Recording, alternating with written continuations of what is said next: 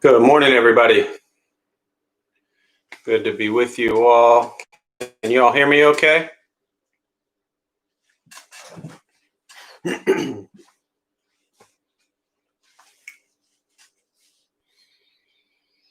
Someone give me a thumbs up. All right. Good morning, Eric. Nice to see you. Give me 1 second. Hello, this is Jeff. Oh, beautiful. Thank you. Yeah, you can leave it at the door. Thanks, Maria. Okay. You too. Bye.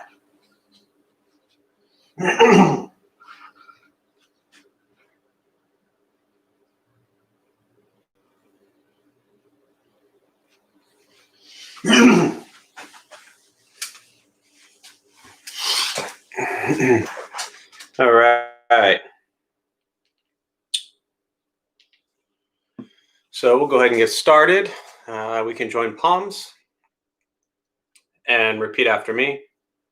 I take refuge in the Buddha. I take refuge in the Dharma.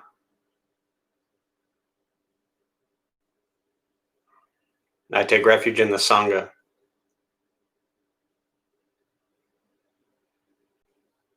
And keeping the palms joined.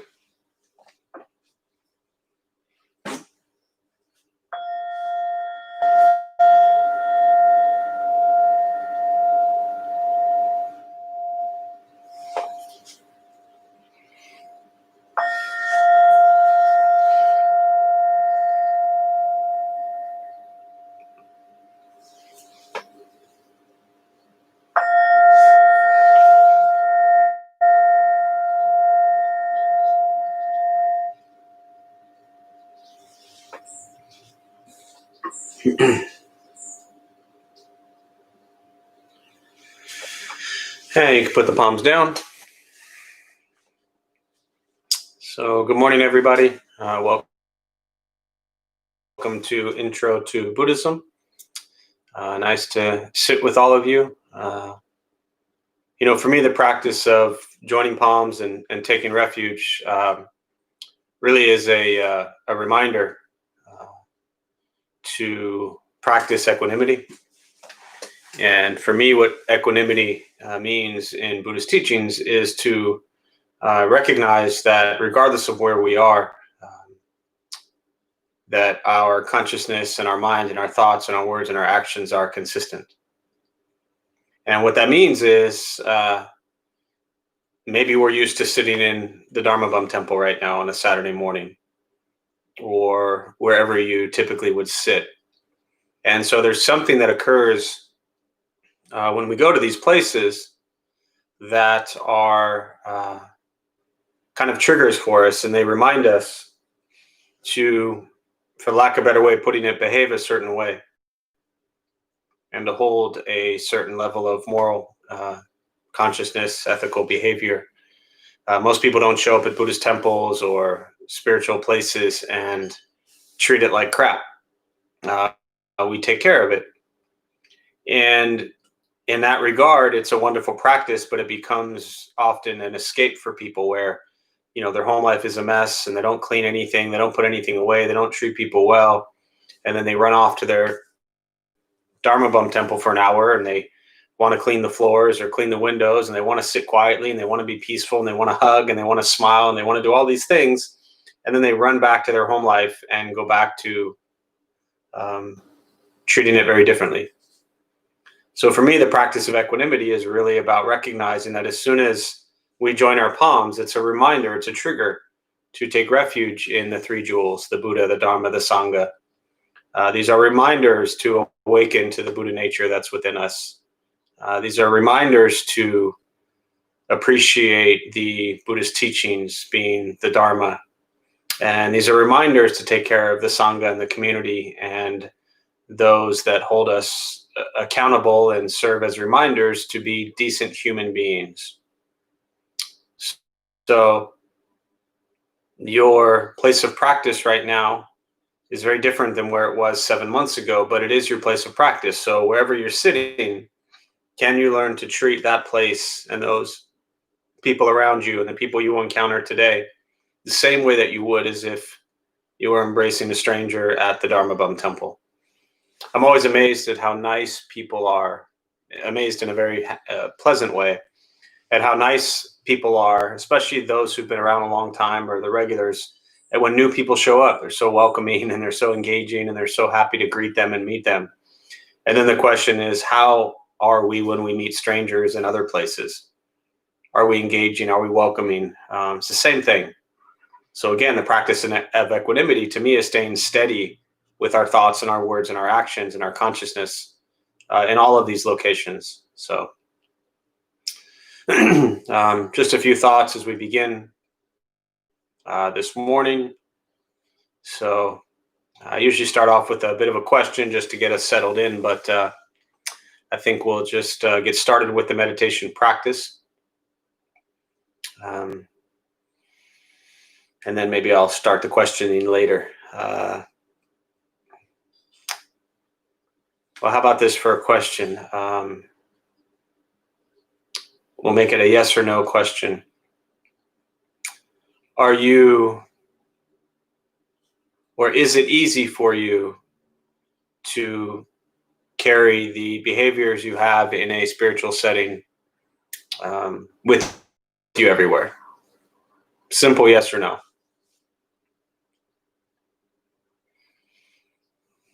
Are you able to carry the behaviors you have in a spiritual setting, Dharma Bum Temple, or anywhere you go for that matter? Are you able to carry that behavior and mindset everywhere you go? Simple yes or no. I guess sometimes is allowed. You all are terrible at following directions. Tom, you're the winner. We get an LOL, no. We get a try, but not always. We get a really trying, and we get a mostly. Since I know you and love you all, I'll let you slide this time. Sometimes. There we go, Tom. Now everyone's going to default to sometimes. So something to ponder, something to ask yourself, when you get in your car and you go for a ride, or if you're forced to have to go to a store or whatever it might be, just kind of treat it like you're going into the temple. Before you go into Costco next time, join palms. Before you get out of your car, close your eyes and take refuge to yourself. And then go into Costco. See how it works. All right, so we're going to go ahead and get started with the meditation practice. For those who are joining us for the first time, welcome. There's a couple things I'll tell you before we begin. Nothing's going to happen. You won't float away. You won't have any mystical, magical experiences. You won't figure anything out whatsoever. The mind that races all day long is not going to shut off. Don't judge your practice, meaning don't ask yourself, is it working? Is it not working? Am I doing it right? Am I doing it wrong? We're just going to sit. We're going to breathe. You'll hear sounds inside the room, sounds outside, wherever you are. This is life. Life is filled with chaos, and the practice of meditation is learning to get quiet and still within all the chaos. So posture, you just want to be comfortable. If you're on a cushion, it helps slide into the front third. Pushing the stomach forward allows the back to straighten. Shoulders are relaxed. Hands can be on the knees or in the lap, whatever's comfortable. I'll guide us as we begin, and we will settle into a little bit of silence. Most important with the practice, don't expect anything. We're just going to sit and breathe.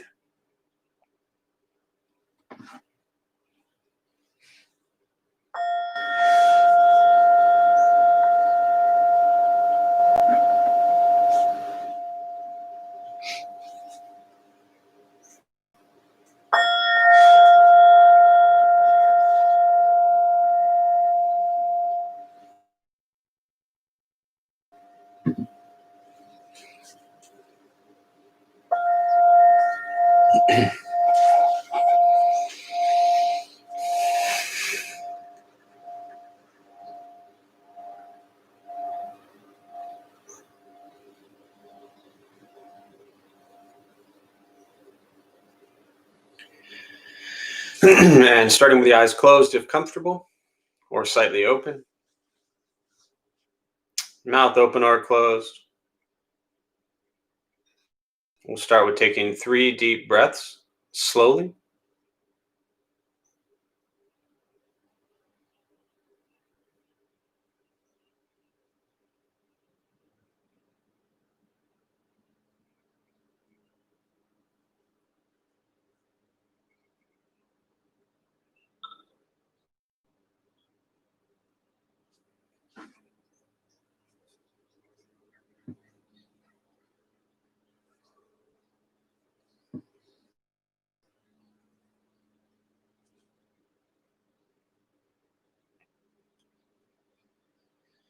And eventually, we'll settle into a natural rhythm of the breath.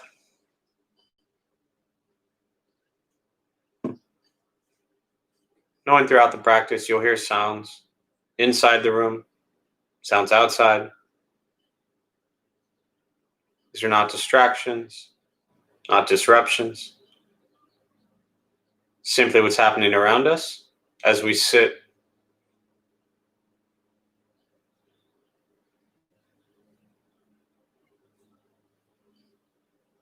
Noticing the mind as it wanders, jumping from thought to thought.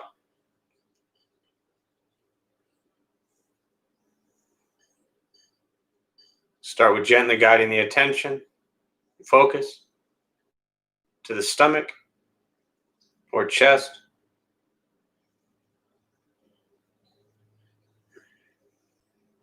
Breathing in, feel them rise. Breathing out, they fall.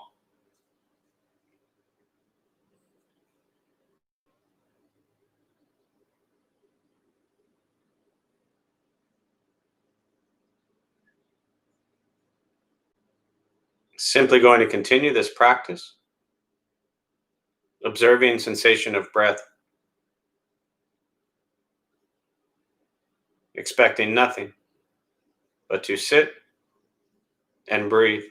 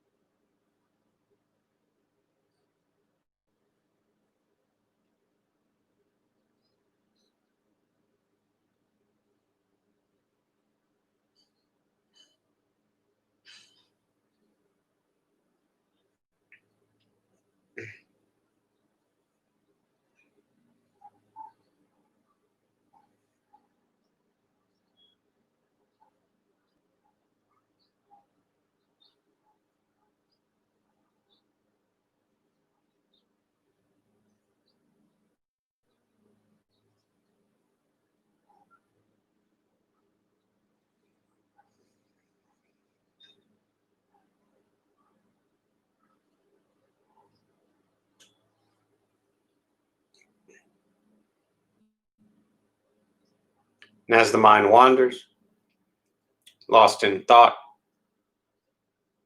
recognize it, release that thought,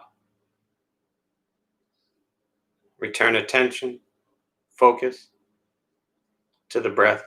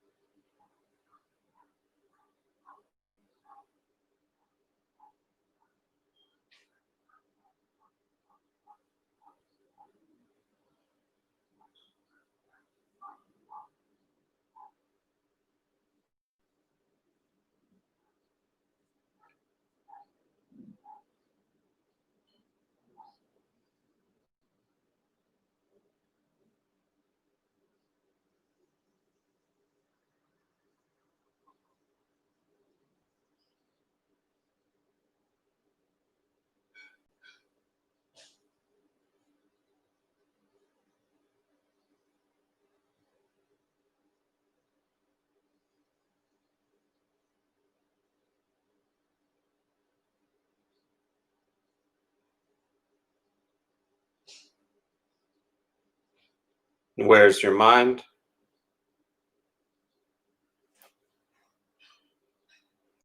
Lost in thought?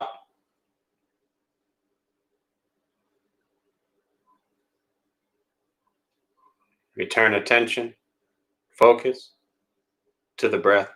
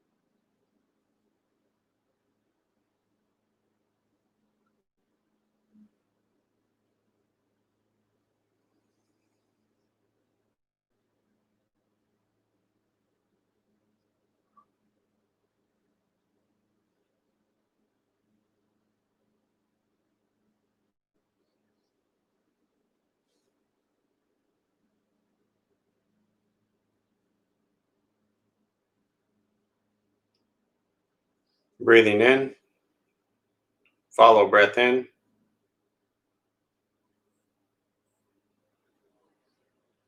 Breathing out, follow breath out.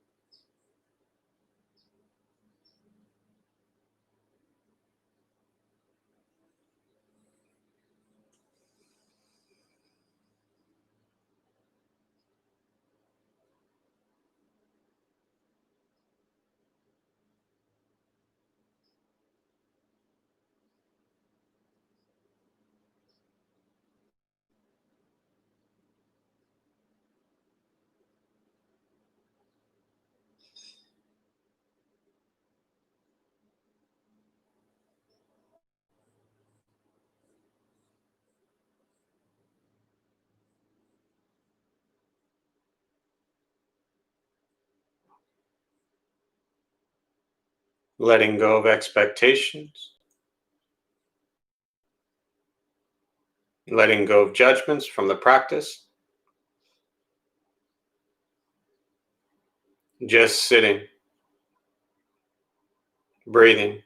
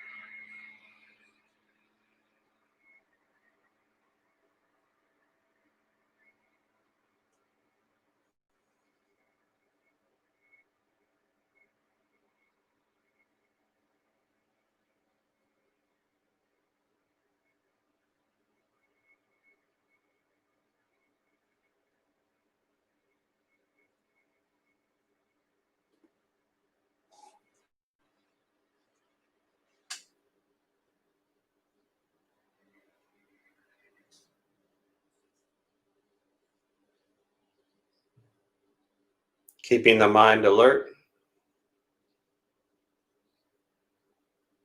aware of each sound,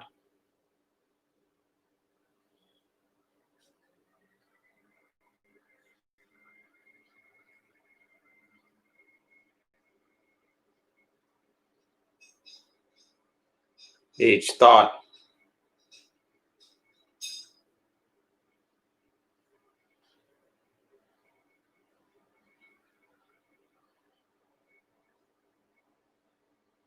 each physical sensation,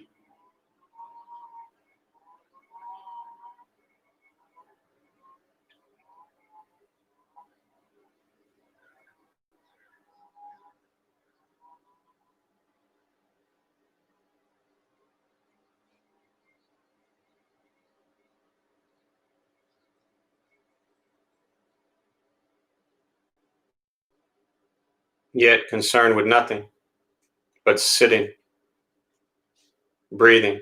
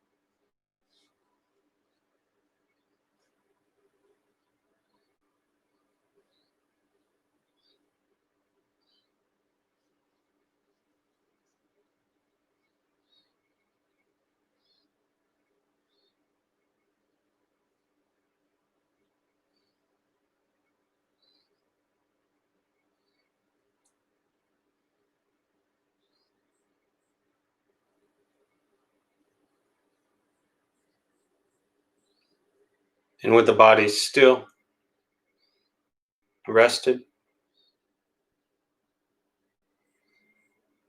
and the speech quiet, aware of all sounds, and the mind learning to settle, know what it's like to just sit and breathe,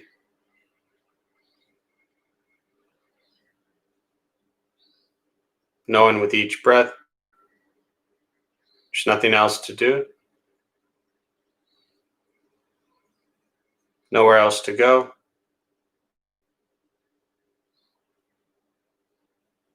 no one else to be.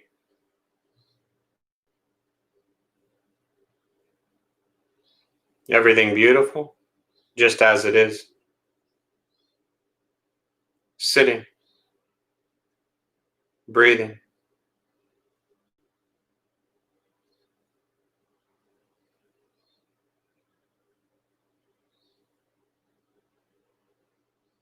And once again, taking 3 deep breaths slowly,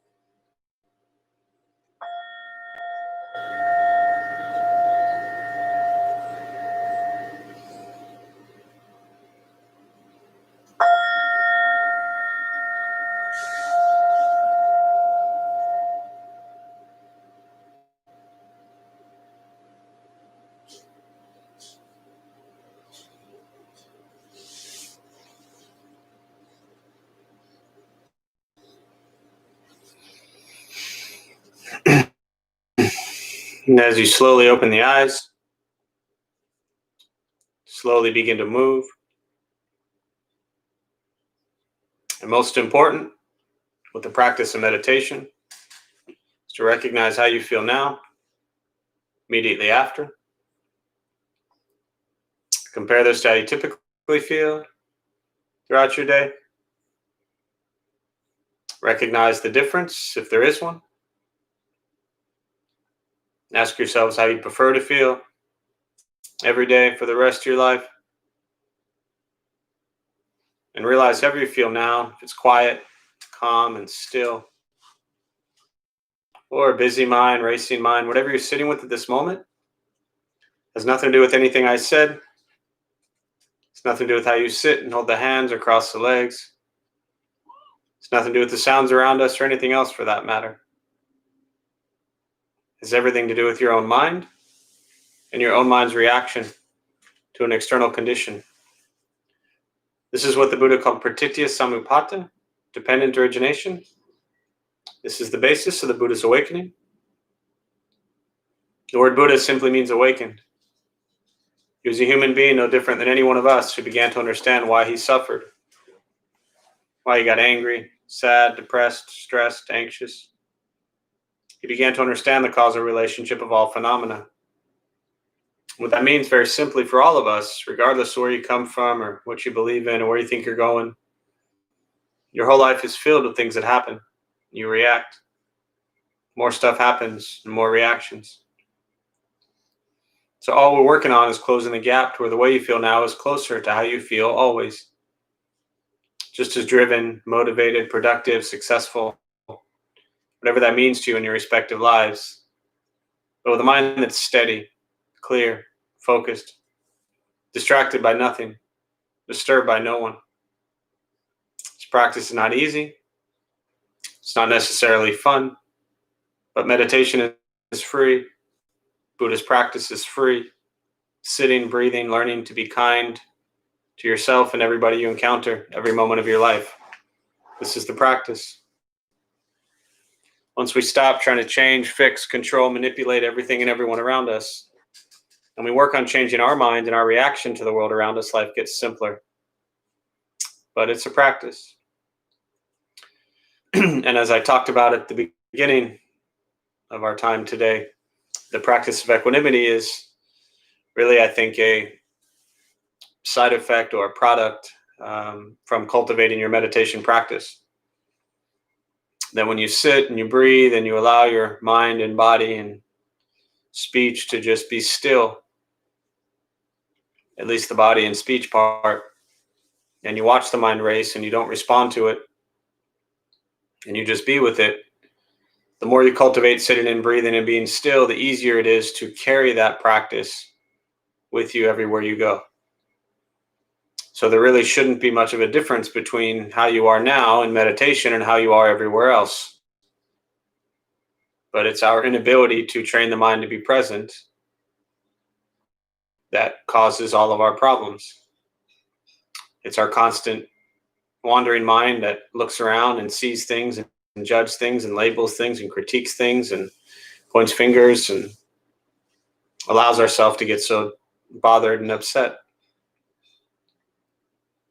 And it doesn't mean you have to like what's going on around you. There's a lot of things I don't like that are going on around me.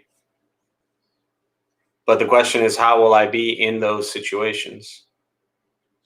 Will I be just as calm and steady and clear as I am during a meditation practice? Or will I be emotionally swayed by every tiny little thing that gets said or done? So again, the practice of equanimity is learning to be still and steady in every situation. But it's a practice. So with that, I'd like to turn it over to questions. If you are joining us for the first time, again, welcome. There's a chat box on your screen there. As you can see from all the beautiful comments and emojis. So questions with meditation, Buddhist practice, anything you're sitting with, feel free to type it in and I will respond. So we use the rest of the time today for questions.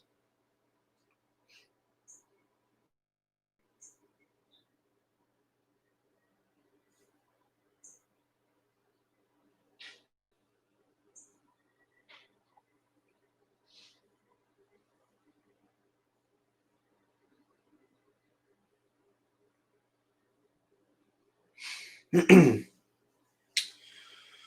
morning, Jeff. Good morning, Michelle. Can you please talk about handling rejection, both taking and giving? Sure. The this idea behind rejection. Uh, of course, when I hear the word rejection, um, the first thing I think of is not getting what you wanted.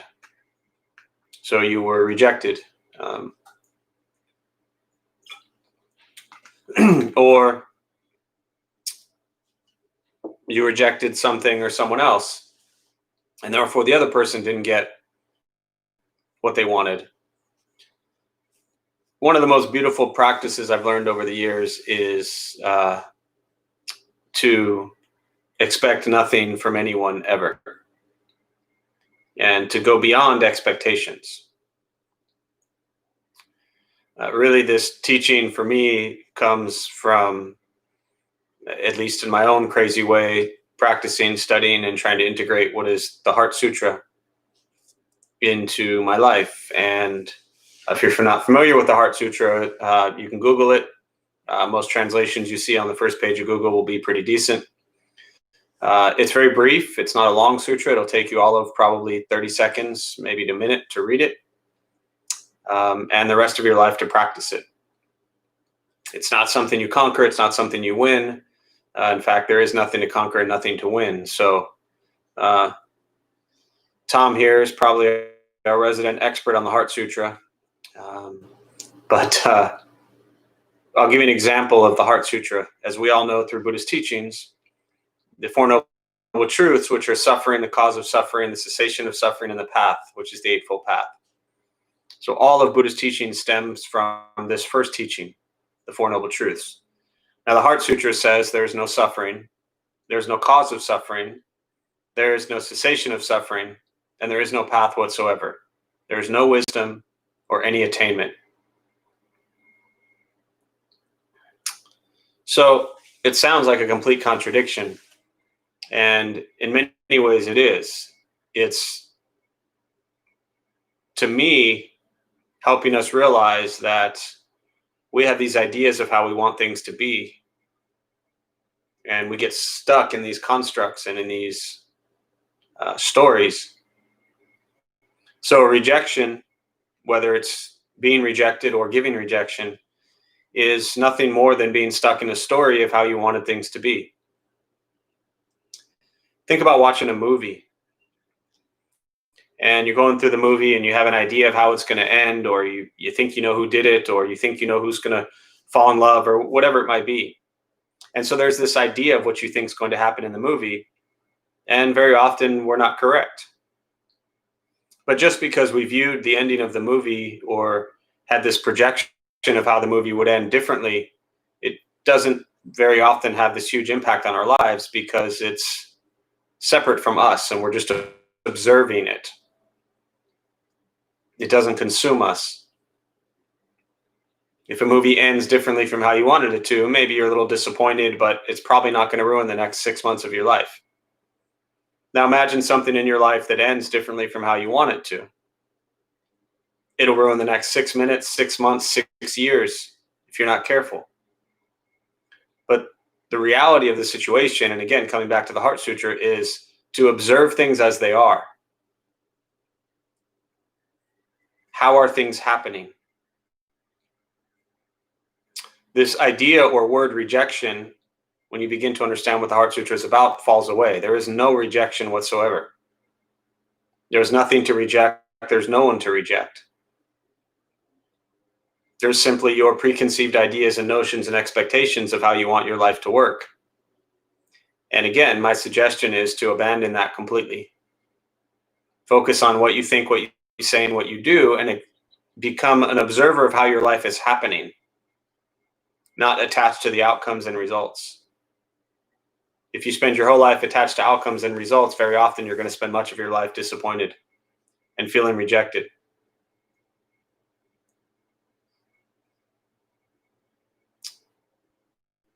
And I think that applies whether you reference rejection, both taking and giving. this idea that if we are rejected by something or someone else, we had an expectation of how we wanted them to be towards us. And if we reject something or someone else, it's really the same thing. We had an expectation of how we wanted them to be, and that's why we're rejecting them. So ultimately, it's the exact same thing. So ultimately, there is no rejection. There is just the law of cause and effect, things happening as we go through our lives. But the greater we are attached, and this is what attachment in one way means to me in Buddhist practice, is we are attached to the outcome and the story of what we think we deserve and what we think we're entitled to. And when what we expect and our attachment isn't met, we get extremely disappointed. So hopefully that's helpful, Michelle.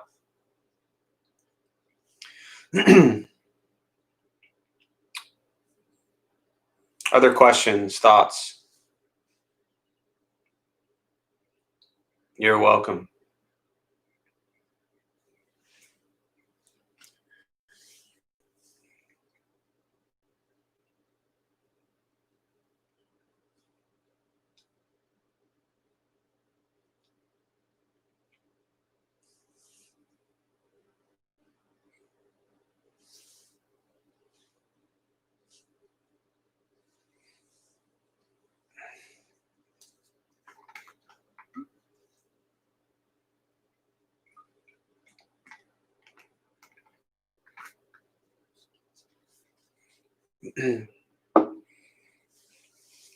Questions, thoughts, meditation, Buddhist practice.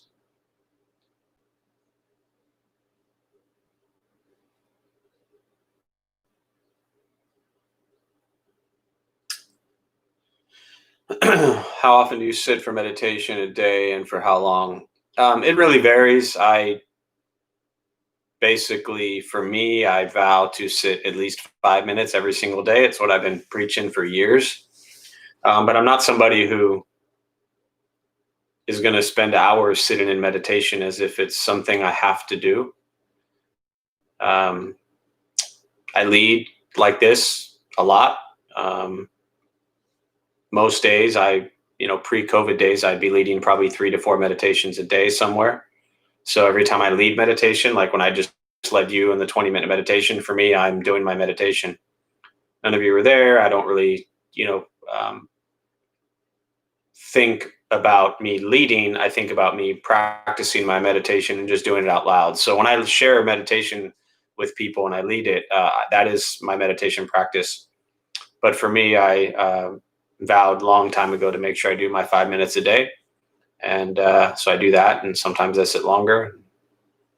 But I don't get wrapped up in how often I sit or how long I sit. I'm more focused on how am I when I'm not in meditation than I am when I am in meditation.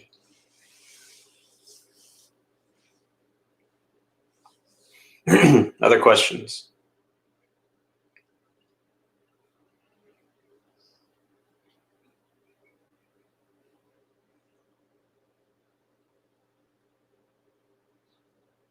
And I think another way to look at it also is, and sometimes I'm better at this than others, but another way to look at it is, for me, the practice of meditation isn't just sitting here still.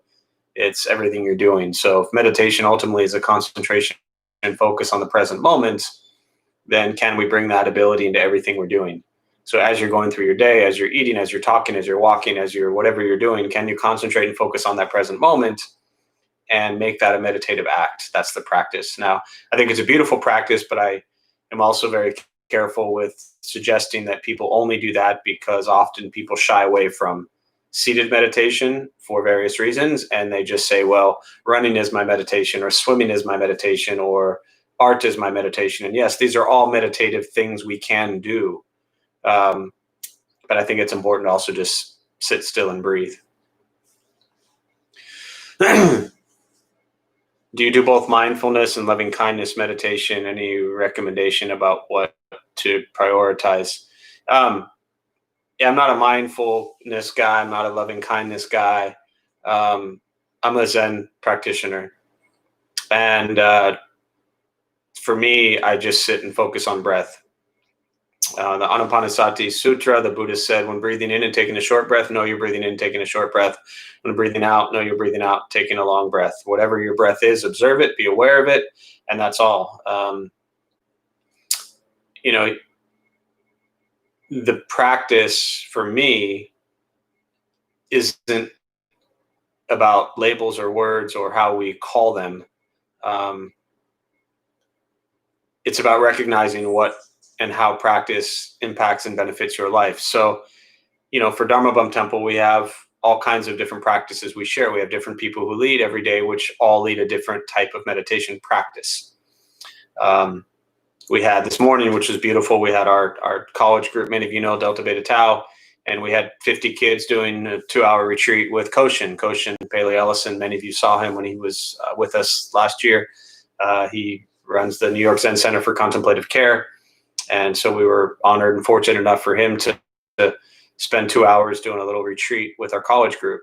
And he's a Zen practitioner. So, there's different types of practices. I recommend finding what practice you draw to the most and what speaks to you and what benefits you, and to integrate that into your life, but then also not necessarily close yourself off to other practices. But I just find that people can put too much emphasis on, it's like when people ask me what type of Buddhism do I practice, I just say the good kind. I think we can, especially if you read a lot of Buddhist stuff and you're reading a lot of Buddhist websites, you can get too wrapped up into this analytical, trying to one up meditation or Buddhist practices. I'm not saying Bill, you specifically, I'm just talking in general for anybody. So I think it's important just to cultivate a practice that works for you, and leave it at that, and not get too wrapped up in this one being better or worse than the other. As far as priorities, just do whatever you're going to do to make that your priority.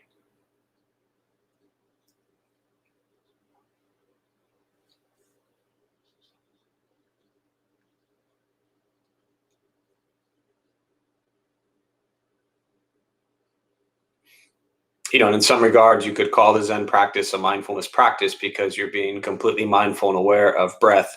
But I'm careful to say that in a Western audience because of the way that mindfulness is kind of taught and used in our cultures. I think very different from what the Buddha was actually teaching.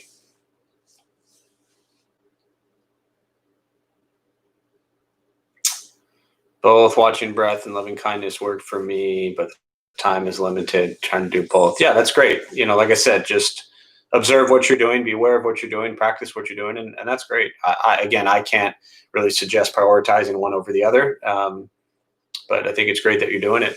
That's most important. So keep it going. Other questions?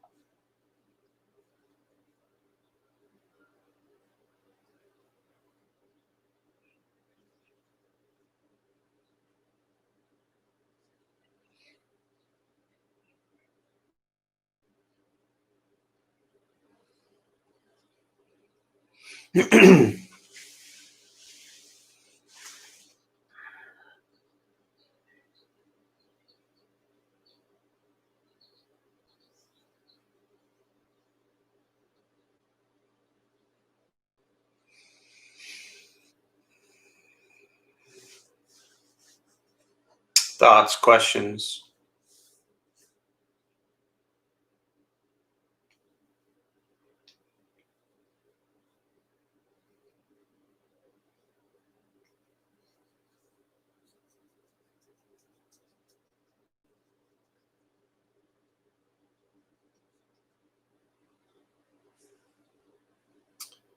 How often do you take time to study and read the Buddhist teachings? Um, I would say not that much at this point of my practice. Uh, and what I mean by that is I've read a lot of stuff over the years. And uh, one, I'm not a big reader. Anybody who knows me knows that. I don't like to read a lot, but I've read enough of Buddhist stuff over the years that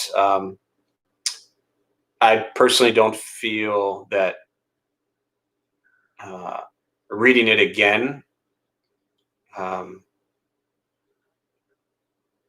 is going to change anything.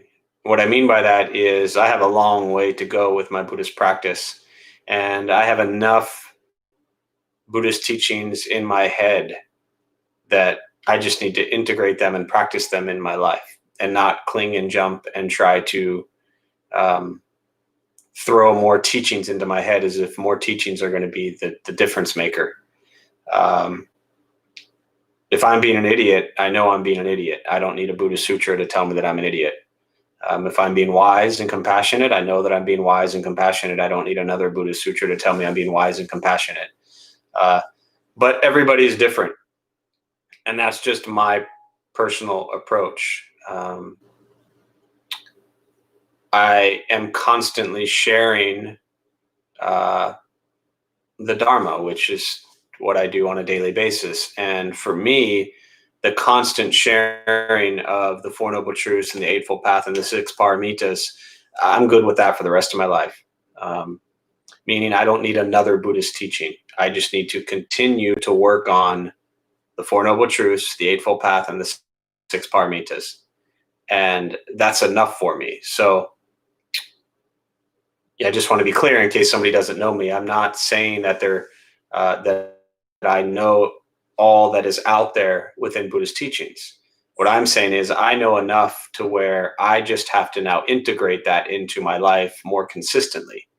And that's a lifetime's worth of work. You know, it's like, for me, it's like having one committed relationship that you're going to work on your entire life, not adding a bunch more in, but just taking one. And so I have one committed relationship with the Four Noble Truths, the Eightfold Path, and the six paramitas, and I'm in it for the long haul. So I've found that over the years with everything I've read and studied and looked at within Buddhist teachings, both from having been taught by great people, you know, monastery life, temple life, things like that, and then opening the Dharma Bum Temple 14 years ago, that I've come across some incredible teachings. And the most valuable for me, again, are the Four Noble Truths, the Eightfold Path, and the six paramitas. And so I stick to those. Is the temple doing a book club right now? We are not currently. Ironically, our college group is doing a book club right now. They're doing Zen Mind, Beginner Mind. The temple is not doing a book club right now, but it would be phenomenal to start one, Megan. So if you want to start a temple book club up again, we stopped. I'd have to check with Travis, but I think we carried it on for a little bit when the pandemic hit, and then I think it eventually stopped. But yeah, we don't have to do that book. But I think it would be cool to do a book club again. So maybe we can throw that out there and gauge. I'll put it into the maybe in a newsletter in a Facebook group and gauge some interest, and we can pick a book. And I think it'd be phenomenal to do a book club. How did the Buddha teach mindfulness? Comment on militant Buddhist groups. Wasn't there a Chinese general credited with preserving the Dharma? Okay, I'm going to go back to the mindfulness question. How did the Buddhists teach mindfulness? You know, I think that the Buddha taught mindfulness in everything he did. To me, my understanding from Buddhist teachings of mindfulness is it's an awareness of what's happening. When you look at the Eightfold Path, you have correct views, thoughts, speech, action, livelihood, effort, mindfulness, and concentration are the seventh and eighth ones on the Eightfold Path. And so the way I differentiate between the two, and that's what I mean, is a lot of people just lump together mindfulness, meditation, concentration. I think it's all one thing. But the way I understand the Buddhist teachings is that mindfulness is an awareness of everything that's going on. Concentration, the last one, which to me is meditation, is a focus on the present moment. But while you're focused on the present moment, are you mindful and aware of what's happening? Do I hear the dog barking outside? Am I mindful of that? Am I mindful of the buzzing from whatever is next door? Am I mindful of the light that's flashing on this bottom of the computer as the volume goes up and down?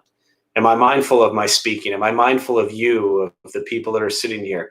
Am I aware of everything that's happening? And not only everything that's happening externally, but equally as important is, am I aware, am I mindful of everything that's happening inside of me? Am I mindful of my emotions as they arise? Am I mindful of my speech? Am I mindful of my actions? And am I mindful of my moral, ethical behavior? Right? This is, to me, what mindfulness is about. The challenge I have with the way Buddhism is, or mindfulness is taught in Western culture, and I kind of paraphrase Lexi or quote her really on this when she said, mindfulness without moral, ethical behavior doesn't get you so far, meaning that you could mindfully rob a bank, you could mindfully murder somebody. So the practice of mindfulness is, again, it's this big thing. When I'll say to people, do you meditate? And they're like, I don't meditate, I practice mindfulness.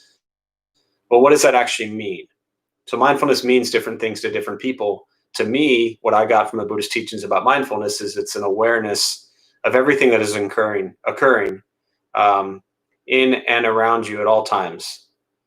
So I think that what I started to say is that I think the Buddha really just lived this in his life. He was mindful of the fact that he was this impermanent being that was only here for a period of time and then would cease to exist. That's a very mindful and wise recognition. So if I say to you, do you practice mindfulness by recognizing the impermanence of your physical form? Most people wouldn't even ponder that as a mindfulness practice. But if you go back to the Eightfold Path, the first one is correct view. The first view really embodies a lot of things, but one of them is to understand that you are just this impermanent physical form that has come together for a period of time. So if my view understands that, and I'm aware of that, and I'm wise enough to recognize that, then I can be mindful of the fact that since my body has come together for a period of time and is going to cease to exist, why am I going to get wrapped up in so many of the stupid things I get wrapped up in? Can I be mindful of that? Mindfulness of the impermanence of the self. Not just mindful when you're eating or mindful when you're walking or engaged in mindful conversation. These are all wonderful things, but I think these are very surface-oriented practices. Are you mindful of the awareness of yourself? Are you mindful of the awareness of everyone and everything? When we begin to be mindful of that, which is the correct view, then I think our life drastically changes. So hopefully that's helpful.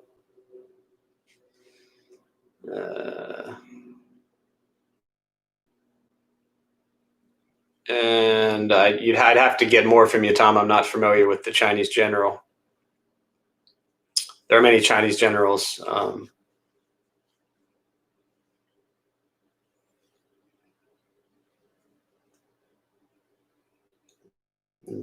Could have, I don't know if you're, like I said, many Chinese generals, so I'm not sure.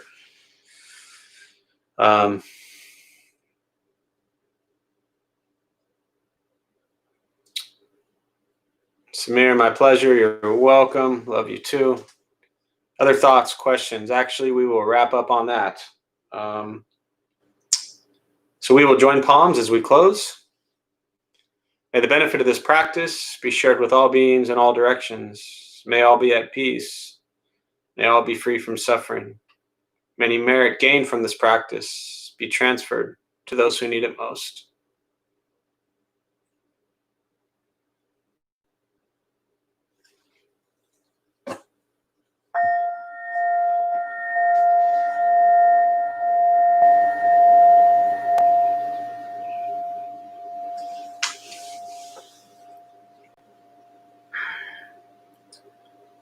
So, just a few quick announcements.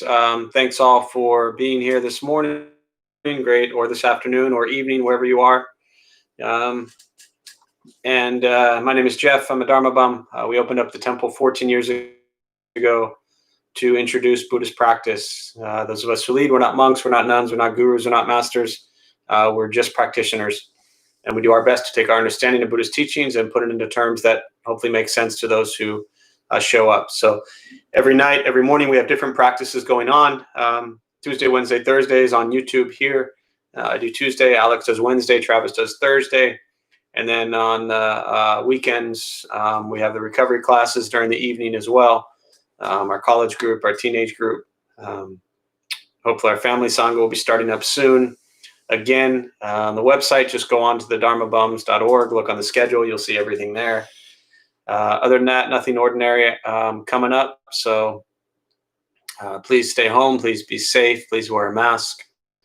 If I never see you again, please think good thoughts, speak good words, and do good deeds. I really think that's the heart of this practice. So I wish you well, and we'll see you all soon.